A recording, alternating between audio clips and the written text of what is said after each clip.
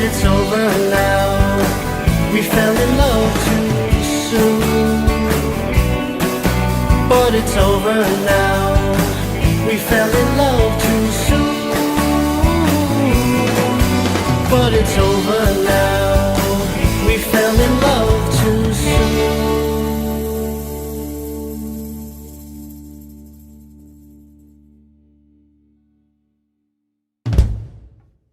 Hold on a second. And recording. Brian, I understand that November 9th has some significance. Yeah, it's a big day. It is the launch of pghmuseums.org. It's the most comprehensive directory of museums, galleries, historic places, a media site as well. It's all being released on the 9th. We're having a party to celebrate at Threadbare Cider and Mead. $25 a ticket will get you live music, live paintings, access to explore the Carnegie Museum of Natural History's mini museum. It will also be hosted by Professor Buzzkill, international history podcaster, and you'll get a $20 PGH membership card to get discounts at over a dozen museums throughout southwestern Pennsylvania, and appetizers as well. Two drinks included, just $25. That sounds great. And as always, we offer opportunities for personal growth. Be there, be square. This is Fishing Without Bait signing off. That's good.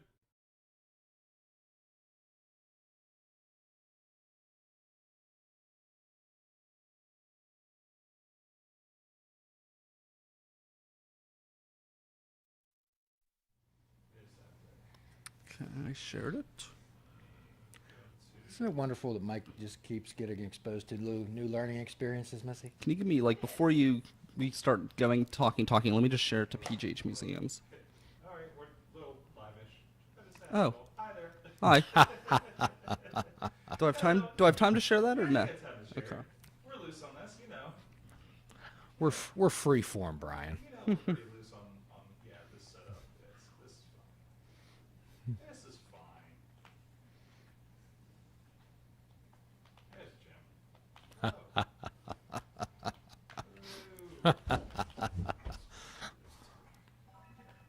Say hello to the people out there. We're streaming in multiple places today. Hello, people out there, and we're people here, perhaps.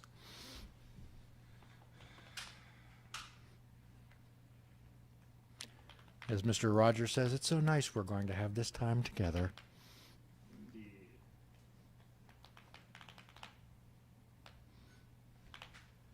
All right. You all share it up over there?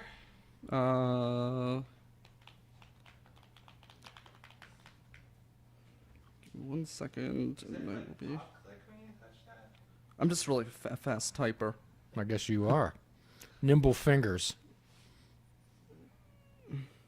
Okay, now I'm good. Everybody's good to go. All right, Jim. Okay. Going in 3, 2.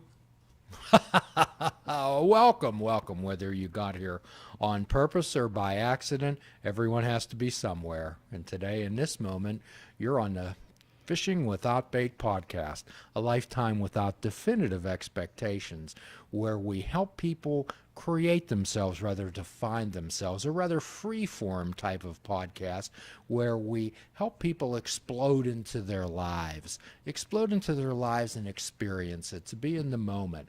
What we're looking for is people who have the honesty, open-mindedness, and willingness to try. A few little particles of each and you're well on your way. There are no membership fees, and if you're welcome nowhere else, you're certainly welcome here. And as our custom, we like to present an eclectic roster of guests, and today we're joined by our friend, Mr. Brian Crawford. Hello. Mr. Brian, so if you were going to give a reference for yourself, if you were writing one, and I said, gee, I'm looking for a Brian Crawford, and you applied for the job, what would be some of the bona fides that you have? What would you say about yourself? I would say that you don't have to worry about work. I work all the time. I don't stop working. I don't really sleep. So it'll get done. The job will get done. You know that. You know the job will get done because I rarely, I get through these days. I work overnight for my day job, and then I have big projects I do on the side and things like that. And between the two of them, there are days where I'm going 2 hours without, of just 2 hours of sleep, or sometimes I go on large binges where I'll be awake for 30 plus hours, sleepless binge, and it's not great, but I'll get it done. Something needs done, I'll get it done. Well, sometime we can explore the consequences of sleep deprivation. Oh, I've got stories.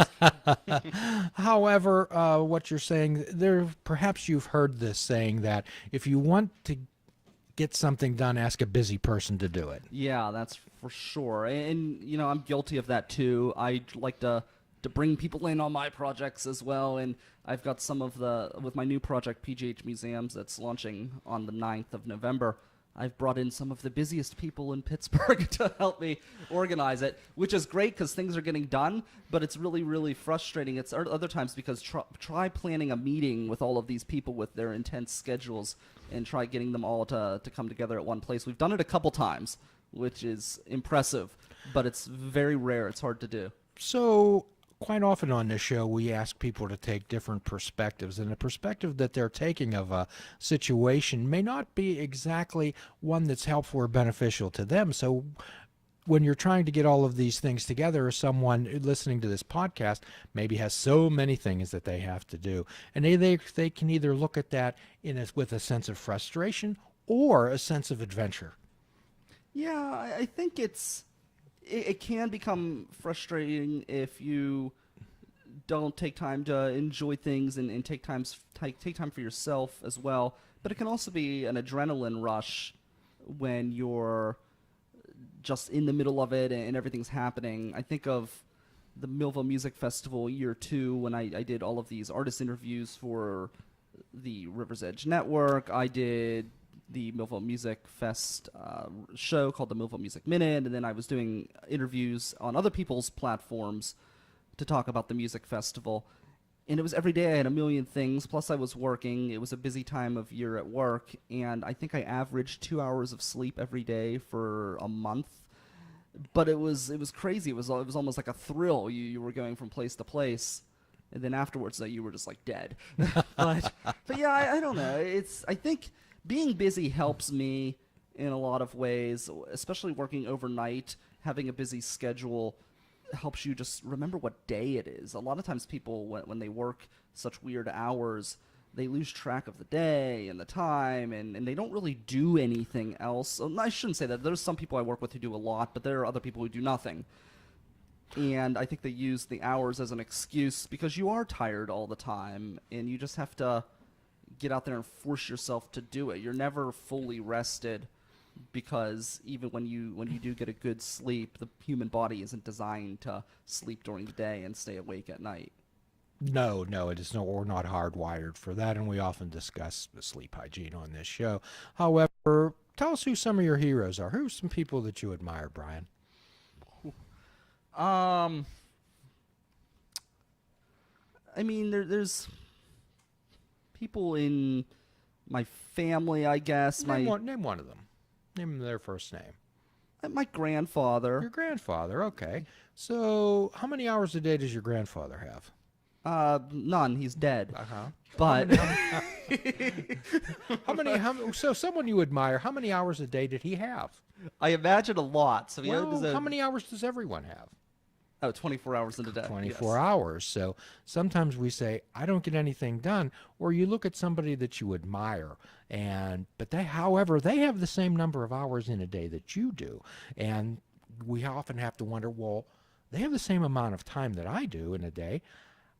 The reason that they get so much done is, what I'm hearing from you. I love your passion. I love your participation in life, your excitement, and that's kind of the thing that we hope to transmit we hope to transmit to the individuals who perhaps are listening to this show. Sometimes we think that we get into situations or we look at people and say, yeah, that's easy for you to say. You have this, you have that. Well, I didn't get this all at once. It didn't hatch. I didn't grow this on a farm. Okay, so what we talk about on this show sometimes is a Japanese concept of ikigai. Iki meaning life, gai meaning purpose. Okay, so what it sounds like to me, you're just so interested in most everything. Well, I'm interested in certain things, but when I'm interested in it, I really dive head first. There's a lot of things I'm not interested in, and I just I don't do it at all. I don't force myself to do anything I don't Right. want to do. You're a curious type of individual, so could you maybe lay the groundwork and the foundation of how you and I became acquainted? Yeah, so we became acquainted through Sorgatron Media, and you have your podcast, Fishing Without Bait, and I had started the River's Edge Radio Network, and there was, for some time, you were being rebroadcasted on that station as well. So we had met through, I think we met through was it through one of the networking events that Michael Sorg put on? Is that correct? Well, Mike Sorg, as everyone knows on this show, is our good friend, co-host, and producer of this program, who operates Sorgatron Media, who distributes this and other production throughout the Ethernet, Yeah. as it's called. And however, we met. So we've often found the River's Edge and its evolution quite fascinating. Could you say a little bit about that? Most people will say, well, I have this idea. How do I make it bloom? How do I bring it into fruition? Yeah, so that is something you mentioned about people who think like, oh, it's easy. And you hear a lot of that, especially when you're doing online radio. People would tell me all the time, oh, I thought about doing online radio. And I thought, oh, okay. And it is easy to start a stream, and you can pay for the licensing if you want. However, most people aren't going to do that because they don't know that they have to, I'm guessing. But anybody can go and put their credit card information and throw some songs up into a stream, but nobody's going to listen to it. That's where the work comes in, is you have to really work all the time to promote what you're doing and push it. And that's what people don't really understand. And I know you were interested in how that started. So I'm very, it's weird. With little decisions in life, I will agonize. Like if I wanted to decide whether I was going out for, I don't know, Italian or Mexican, what I want to eat, like I'll sit there for hours and just like kill myself. Oh my gosh, what do I want? Do I want pasta, or do I want a taco? And I'll waste so much time worrying about that. But when it comes to like major life decisions, like I'm going to go back to school, I'll just wake up one day and be like, you know what, I'm going to go back to school, and then I do it. There's very little thought involved. I mean, I'm sure there's some thought over time where I'm thinking, oh, I'd like to do this or that, but I just jump right into it. And the River's Edge was a situation like that, where I was doing college radio out of WCAL, and I was sick one day, and I did get better as it went on, but at the time I was doing talk radio. It was a 3-hour program, and after I'd been doing talk radio for years, I could roll out a program very quickly if something was going on. But back then, it took a lot of planning for me to do a 3-hour program, because maybe I wasn't as confident because I was new, and I wanted to make sure it was done right. I never like to go and perform and feel underprepared and put out a bad product. I like that term, confident. Confident. How do people develop confidence? So could you, yes, please continue. So preparation is a good way to develop confidence, and that's what I did at WCAL, and I'm happy to say every one of my shows, even my very first broadcast there, and I stress there was one time I did an online thing before I went to WCAL that was a disaster because I wasn't prepared, and I didn't realize what kind of preparation it took. So my very first broadcast at WCAL was fantastic because I was prepared, and all of my shows there were pretty decent, I thought, but I put a lot of prep work into those shows because I wasn't as experienced as I was when I did it at the River's Edge. So I had requested to cancel my show one week because I was sick all week. I hadn't had the time to prepare, and I had gotten the proper approval. Well, then the station manager found out, and she always had an issue with me. So she said she sent one of her underlings, who's actually a nice guy, but he was under her spell at the time, and he was giving me a hard time, and they wanted to suspend me because I had called off for that. Meanwhile, people would call off all the time for a million things. So I said, well, you know what, if you're going to suspend me, I'm not coming back the rest of the semester. And they said, well, if you're not coming back, don't come back at all. So I said, fine. So I spent a few months, about maybe 3 to 4 months, building a website and putting the steps in place to launch a podcast. And we would broadcast in a closet. That's the part that you always find funny. Oh, Janice. I thought that was great. We podcasted. We would do this broadcast. It was a 2-hour long broadcast every week, and I would bring people up into this closet in an attic at my house. There's no heating, no air conditioning. It's in this small little closet that's maybe no longer than the edge of the couch we're sitting on to the maybe just an inch or two beyond this wall behind us. It was a very small room. We would be up there in a 90-degree heat, all this equipment running around me. My guests, because they couldn't fit in the studio with me, they had to sit on a futon that was outside of the closet holding a wireless microphone to communicate with me.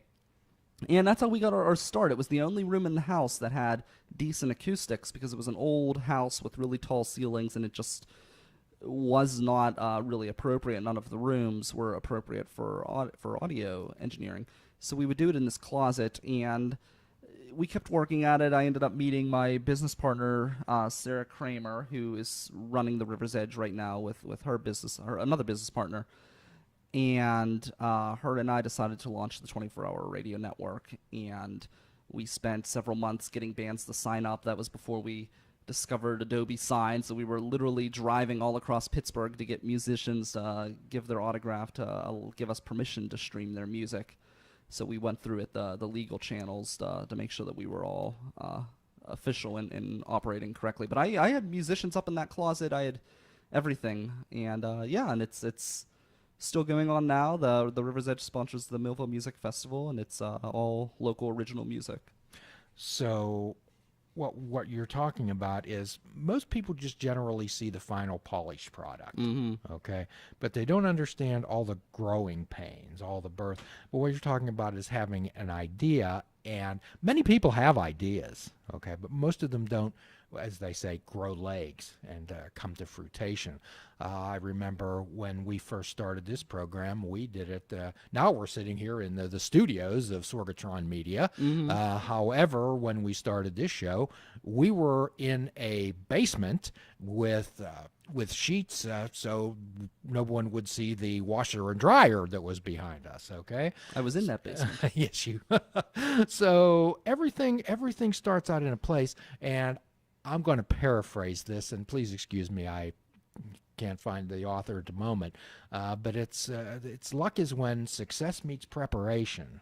Okay, so those two type of things, and what we talk about as often is synergy on this show. When 1 + 1 = 3, when you get together with someone, and the product is greater than the parts. Yeah, I also think it has to do with being willing to ride it out in the tough times as well too. A lot of people will start a podcast, or they'll start a blog, or they'll do anything on their own, and if they don't see immediate success, then they'll run from it because they just, I don't know if they're bored, or they just don't take it seriously, or they just think that everything comes easily. Maybe they do think that you could just throw something out there and people will just come to it, when really that's not how it is. It's tireless work. I mentioned that original broadcast I did with online radio. One of the things that I did wrong is I prepared for myself to take phone calls. Well, no one knew about my show, so no one called. So I had this huge block of time laid out to respond and communicate with my audience, and it was an audience that didn't exist. So I had learned then That's great. that you have to prepare to receive no audience feedback. And if you get it, great. And if you have to dump something that you planned, that's great. But you have to prepare for the worst, and then when the best happens, I like that thought. Yeah. So what we often suggest to people is, and everyone knows I'm from the 12-step world, if we don't know what to do, we have a real good hunch that you know what not to do. Okay, so and that's why failure is not a horrible situation. Well, and we've talked about this on the show before. However, it bears repeating. A reporter went to Menlo Park and met with Thomas Edison one time, and wanted to talk to Edison about his development of the light bulb. And however, he started the interview off with, well, Mr. Edison, tell me how it feels to have failed over 1,000 times. When Edison was, and his associates, many of them, were making different types of combinations to make the filament last longer, glow brighter. And Edison knew what this person was trying to do, and he says, I've never failed. I found 1,000 things that did not work. So you found many things that did not work. Sure, yeah, always, and you do learn, and then you learn what does work. You always have to be, especially if you're doing something on your own. You always have to be watching what other people are doing. That's one thing I've often learned is I learn a lot from watching other people and seeing what they're doing. One thing I've done with the museum project is anytime I make a social media post, first off, I just share a picture or a video, and then I'll just put the information in the text, which seems to do better on Facebook. Versus like sharing it. Even if you share an event that's created on Facebook, for some reason that doesn't do as well as if you just share a picture. So how did you deal with all the naysayers in your life that would say to you, Brian, this will never work. Why are you wasting your time? On and on and on. How did you deal? I'm sure you dealt with naysayers. Yeah, and you deal with that all the time. And one of the things I say is I can't do anything else. My job's not that fulfilling. I just do it to pay the bills, and I have to do something that is something I enjoy. And what's more interesting and what's more fulfilling to you as a person, so even if it does fail, for example, even if I don't think the museum project will fail, but even if it does, what's better, going out and exploring places and taking fascinating video and creating things that other people will enjoy, or sitting at home watching someone else's product on TV for 5 hours a night? I feel like that's kind of a waste of life versus going out and living in the world and creating the content. To me is a lot more. Well, it just seems like there's always individuals out there who will critique your efforts and give you multiple reasons why it doesn't work and why it's going to fail. How did you deal with those? Just what anyone else thought in that regard. If I want to do it, I've always been that way. If I want to do something, I just do it. Okay. And even with simple things like trips, I had my sister wanted to go to. I was going to Cleveland, and she was going to go with me. And I guess like it's a situation, some sort of driving situation. She didn't have a vehicle or whatever, but she tried to change the plans on me the last minute, and I said, "See ya." And I went to Cleveland by myself. If I want to do something, I just do it. I had a friend who was going to Toronto with me, and he found out like 2 days before that his passport expired, and I said, "Well, have fun in North Huntington. I'm going to Canada." I just do it. And I know that's like completely different than the museum project, but that's just how I'm wired. If I want to do something, I'll just do it. It doesn't really matter what anyone says. It won't really deter me. If I want to do it, I do it, and fail or succeed, that's just how it goes. So what you're doing is you're building your own life. Mm-hmm. Okay. So quite often what we help people understand and maybe figure out on this show is that rather than think of ways that it can fail, we help people refocus and say, okay, let's think of ways that it can succeed. Mm-hmm. Yeah, I think that's a great way to look at anything. I always try to be positive, mindful of the negatives, but I try to focus on the positives, especially with other people. Now, everybody dwells on things. I'll dwell on negatives. If I go out and do there's a video of Bushy Run. It turns out it turned out pretty interesting, and it was really popular. I went to Bushy Run. They had their battle reenactment they do every year. It's over 250 years since the initial battle of Bushy Run, which, to give a little history lesson, because there's a lot of bad history being taught in our schools, unfortunately, on our local history, Bushy Run was not part of the 7 Years' War. It was part of Pontiac's War, which took place as a result of the 7 Years' War. But anyways, it's out in Harrison City, and it was a really important battle that broke the siege at Fort Pitt. And I went there, and I was supposed to live stream it, and it was just like one disaster after another. We get there. I tested the live stream equipment before we had left. It was working. I get there. It decided not to work. And then what else happened? Then the computer was dying, and I was angry for days. And, it will always be. So, like, I do have, everybody has their things where they'll dwell on negatives, but it did turn into this little video of clips. And it wasn't shot the way I would have shot it if I had planned to shoot clips, but it was really successful. I mean, people have shared this video all over the world. People in Europe, it's like this community of reenactors have been sharing this. It's been shared in France a bunch of times, which makes sense. Not that it was part of the French and Indian War, as I just said, but it was a direct result of that war. So people have an interest in it over in Europe and France and stuff like that. Obviously, in Britain, there's an interest because it was the British redcoats that were mostly Scottish, were in Henry Bouquet's regiment at Bushy Run. So But- you mentioned that you were upset for days. Yes. So what we try to help people understand here is that emotions, feelings, they're like puffs of smoke. They blow away in the wind. However, if you add your thoughts to them, it gives them great staying power, and it'll stretch them out into infinity. So what we ask people is to do is say, when they label and identify, describe how they feel, and add some immediacy to that. Yes, I feel this way at present, in this moment. And again, you dealt with adversity. And sometimes I think in this world, Brian, we're kind of taught that we shouldn't deal with any hardships. We shouldn't expect any discomfort. I would suspect you dealt with much in your life. Yeah, always, because especially when you want everything I always want to appear as a professional, even though I guess technically I'm an amateur because I'm not getting paid for what I'm doing, but I always want to be treated with the respect of a professional. So when things don't go wrong, it's embarrassing, and I get really angry about that.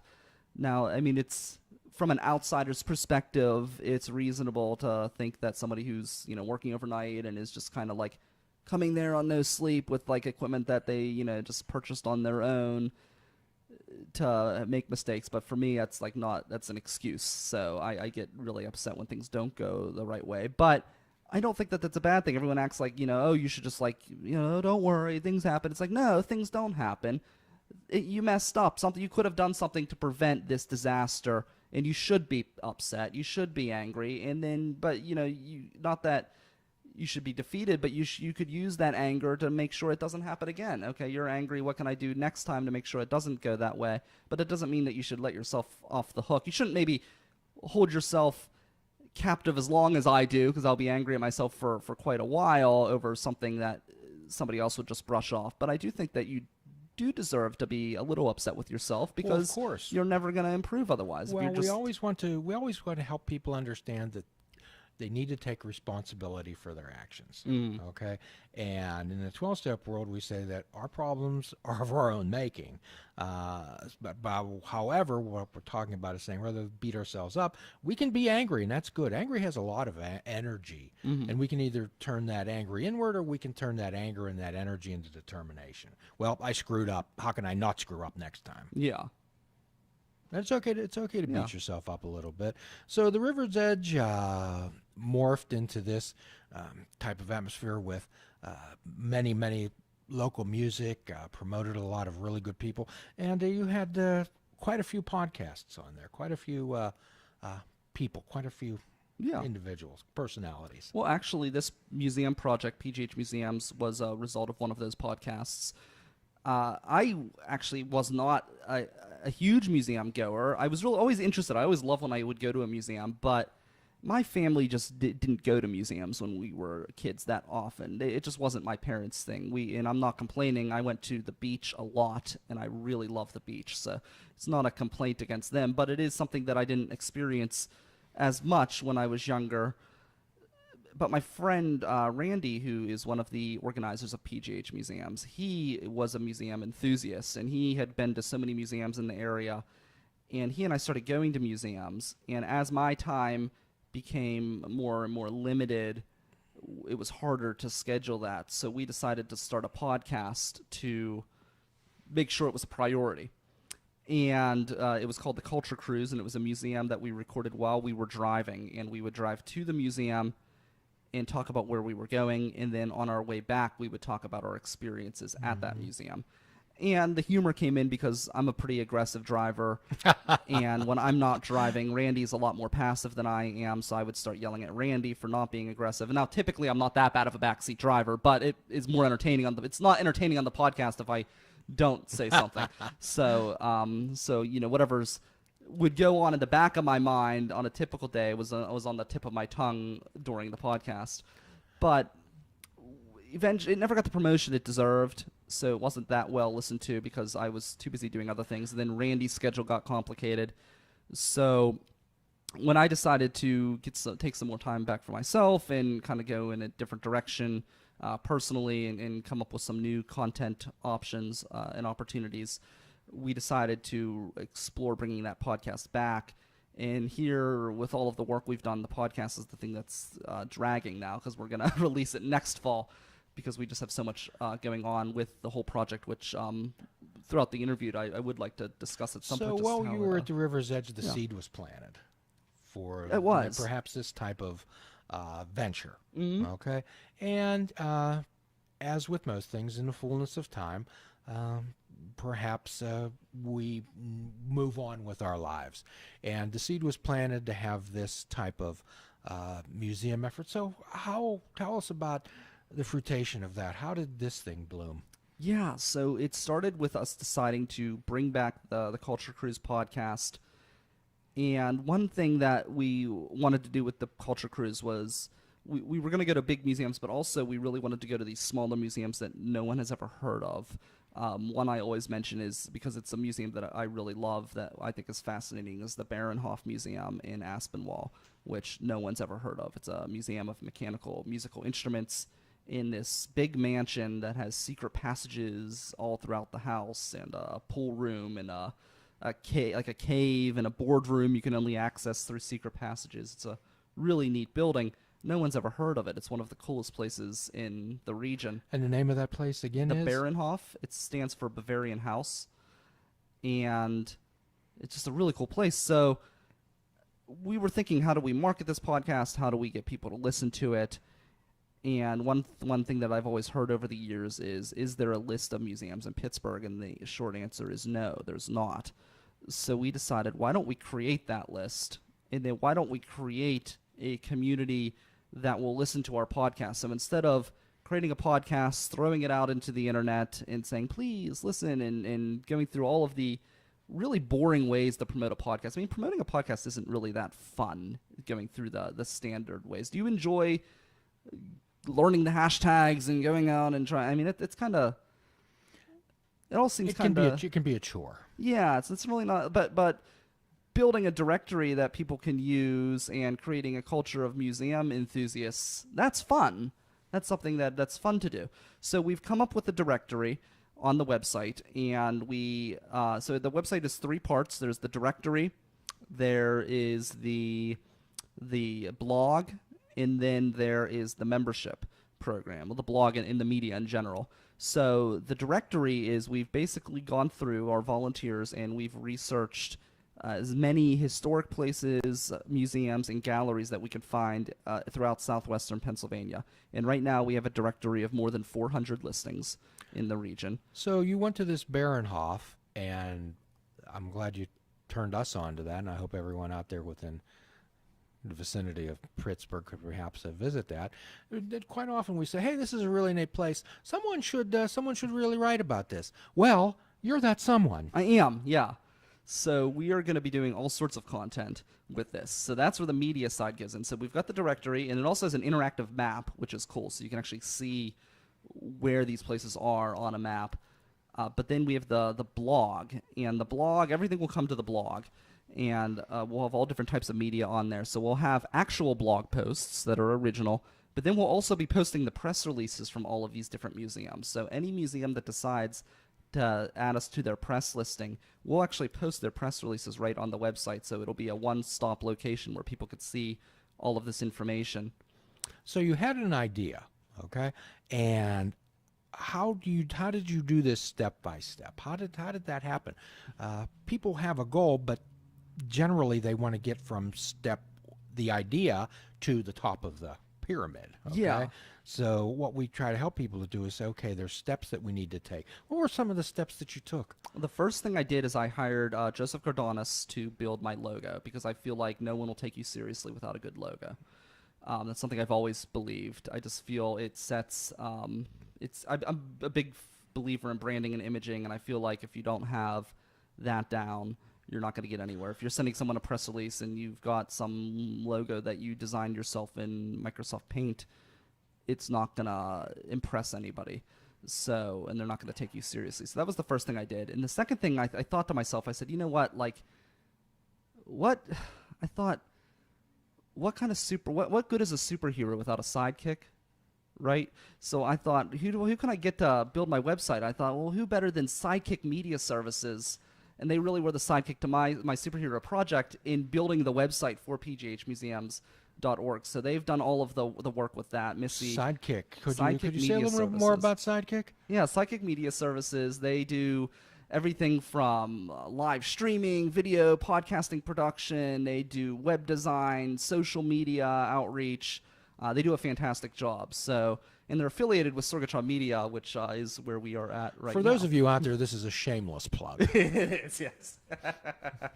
So, but seriously, I did hire them. That was the second thing I did was hire them and get the ball rolling with that. And then I, kept reaching out to different people and bringing in volunteers who were interested in this project. And I was really, really happy one day when I had this message that came across my screen. And it was somebody who said, I'd really like to help with this museum project. I love what you're doing. And my name's Amanda Narcisi, and I run one of the biggest, best blogs in Pittsburgh. So that was awesome to get someone with her kind of qualifications and skills involved in the project. And we just have some really, really great people working on this project, and I think it'll show whenever we launch. Everything was, we wanted to send an image, like I said, branding. So with the website, I kind of let Missy run with it because I trust her judgment with Sidekick Media Services, but I kind of gave some direction where I was like, I wanted to I gave her the impossible task of saying I want it to look really, really modern, but also old-fashioned.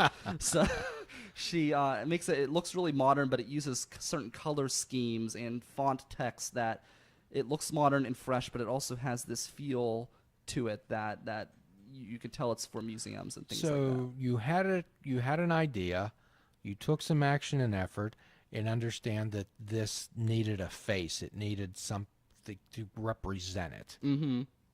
Yeah, that, and that was another thing I did is I grabbed all of the same social media handles because I think everything consistency and branding, to me, that matters almost as much as the content, because your content can be fantastic, but if your website looks like it was designed by, in GeoCities back in the 90s, then no one's going to stick around to read the content or watch the videos. That's one of the reasons that logos are so important, because it has to, the message that you have, I'm sure, has depth and weight, but we need to get somebody into the message. And the first thing that something that grabs your attention. Mm-hmm. Exactly. And I love the logo that Joe Gordonis put together. It is inspired by the Carnegie Museum of Natural History, but it is not specifically that building. But that building screams museum. And somebody said, oh, but museums are so diverse. Do you really want it to represent that type of like older style museum? And I said, yes, because that's what people think of when they think museum. They're going to come in to see that, and then they're going to learn about all these other museums in the region. So you had the idea, you put some action and effort, and you had an individual with some knowledge create a logo for you. Where'd you go from there? Oh, that's when I went to Sidekick, and then I got the team together, and the first thing we did was we just started hammering out the directory, because even though the content is what I'm really interested in and what I love doing, so we're going to do artist interviews and documentaries. We're going to come up with mini documentaries we'll release and things like that. But that's all dessert. You go out to eat, the first thing you do is you get your meal, and then you come, maybe the meal's really good, but you love the dessert. Like Grant Bar in Millville, they're known for their pies. Everybody goes and they eat the meal, but then they have the pie, and they keep coming back for that pie. Okay. And that's how I view this project. The directory. So the directory is like a menu, Brian. It Okay? is. You look and see what you have. How did you go about formulating a directory? A lot of searching. So we researched online mostly, and we would search various different ways to try to populate as much of the directory as possible. There are certain lists that do exist with historic places in particular. There are a lot on the internet. You can find the listings for the National Historic Register, so that was one of the big things that we grabbed, but they're all for individual counties, so we're the only place where it's all easily accessible in one location for southwestern Pennsylvania. Okay, so we have an idea. We put some action and effort in it. We got a logo, which would be the face of the organization. Then we created a menu, a directory in places where you wanted people to be aware of. And then where do we go? Then it came to promotion. So we actually, one of the goals that I did, which is kind of backwards from maybe what I've done in the past, but I think it made sense for this project, is we really just pushed social media, and we would. I love going and taking pictures of old buildings. So, and that is all part of PGH Museums, even though it's not a museum you're walking into. I love my friend Louise of the Pittsburgh History and Landmarks Foundation. She always says that our museum is the city of Pittsburgh, and the beautiful buildings that are sometimes as interesting as, or sometimes even more interesting than stuff inside the buildings. And I agreed with her with that, and so we would go around to take pictures of these buildings and post it on social media and get people interested. And we actually built a like base, a fan base of over 1,000 likes on Facebook before we launched.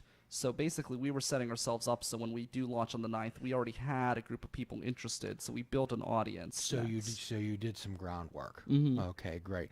Going out and taking these pictures, and there's so many different type of platforms for social media.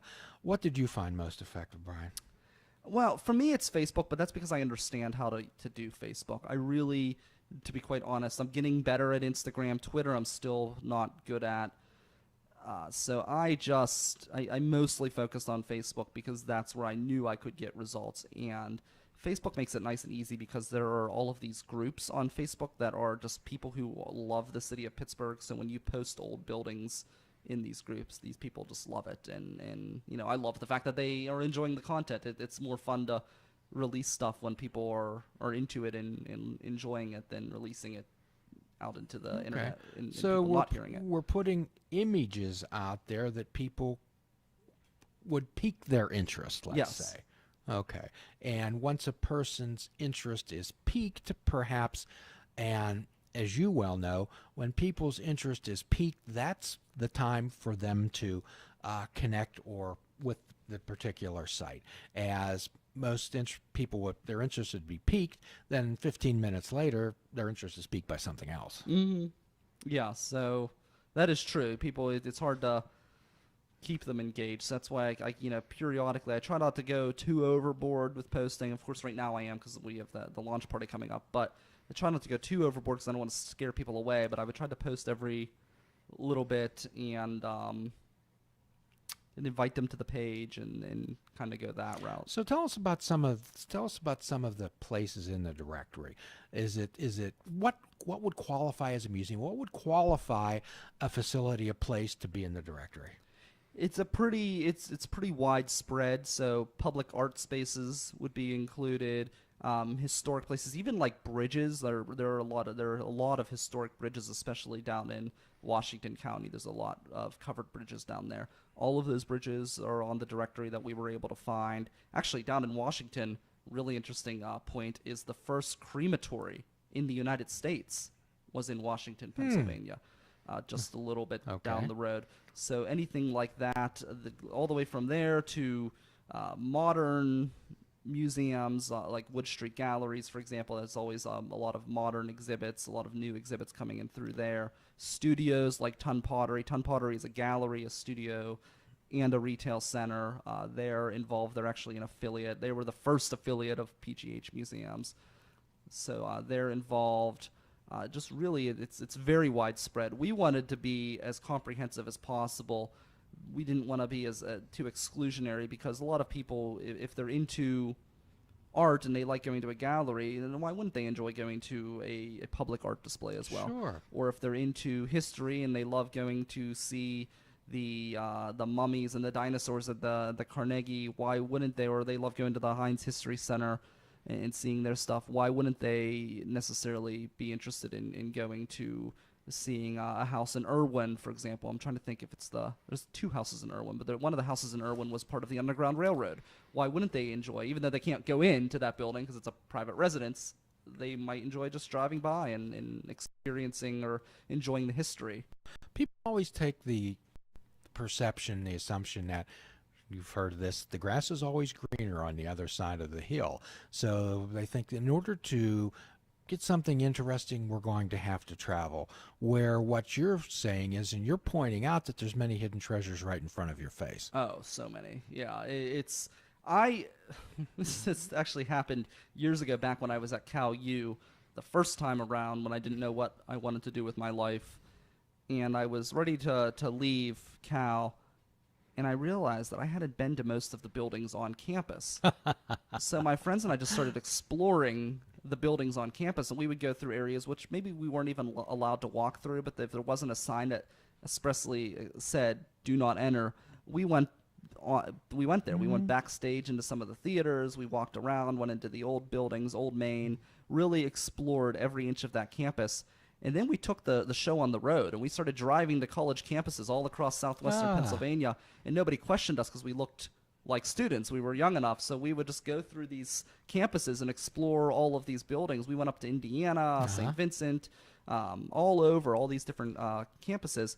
And then from that point on, I decided that I'm just going to live life like a tourist and just do everything. Could you say that statement again? Live life like a tourist. Ah. Yeah, and just enjoy everything. And I do go and travel, but I also am always doing stuff here. People are always like, oh, you're always doing something. You're always doing something. And I'm like, I get depressed if I sit at home and don't do anything.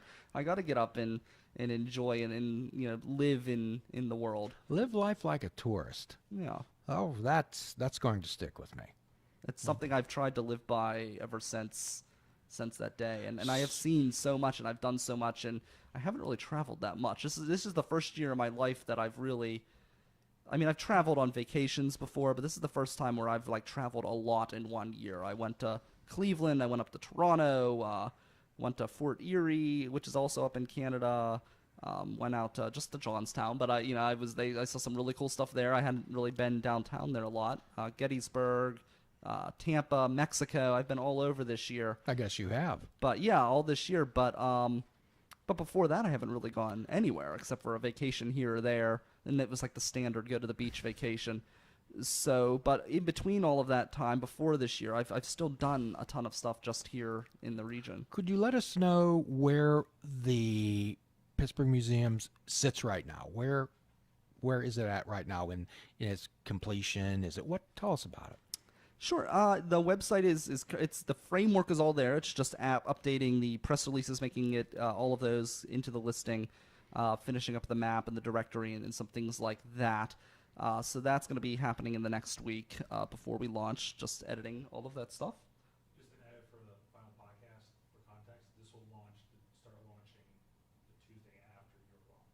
Oh, okay. So you can talk the context for when it posts. Oh, okay. Cool. We're live now, but the official will go up after. I see. So perhaps we can make a As little. long as you just put as of this recording, da-da-da. Perhaps we can make one of those Yeah. little things like you and I do, and we can just put it out on Twitter or whatever that about this event. No, absolutely. Okay. Absolutely. So, I mean, you can say the same thing. Just say, Yeah. as of this recording, we're at this point. Yeah. So as of this recording, we're finishing the final touches on the website, so that'll all be up and available for your audience whenever this podcast comes out. But we have that. I'll use the past tense. We were working on the membership program, just getting the cards together, which actually I have a Jim Ellermeyer PGH Museums member card, which expires December 31st, 2020. So that'll get you a discount at several museums. At the date of this recording, we have currently 13 museums that you can get a discount at, museums or galleries. And that list will continue to grow as time goes on. Thank you. That's very kind. I'll Yeah. certainly take advantage of that. So, what do you say? I know that I don't know what type of an audience you're looking out for, like-minded people. I don't know if you'd consider this a niche type of thing. However, what do you say to people that say, "Oh, museums? Oh, that sounds stuffy." Well, they've never been to many museums, I will say. There's so many different types of museums and so many varieties. At one point, unfortunately, it's on a hiatus now. I don't know. They're still doing some road shows, but we had a museum of like cartoons and things like that. We have one museum this is an interesting one. We have a museum that is called oh gosh, why is the name slipping my mind? It's a manor, Trundle Manor, which is out in Swissville. These people live in this place. It's their home. You go into this place, and it's a museum of just like crazy oddities, and they live there, like I said. But they have taxidermied animals. They have human fetuses in bottles and weird like equipment, medical equipment from back in the Stone Ages of Trundle Manor. medicine. Yeah, it's really, really cool. It's one of the most interesting museums I've ever been to. It's just these people's personal collection. They have a tumor that's floating in a jar that's also a music box. Okay. So, like, is that something you would think that you would see in a museum? No, exactly. So it's just really, you have to explore and find museums that fit your interest. So when people think of museums, what, in your mind, what do you think a person on the street would think? What are they going to see at a museum?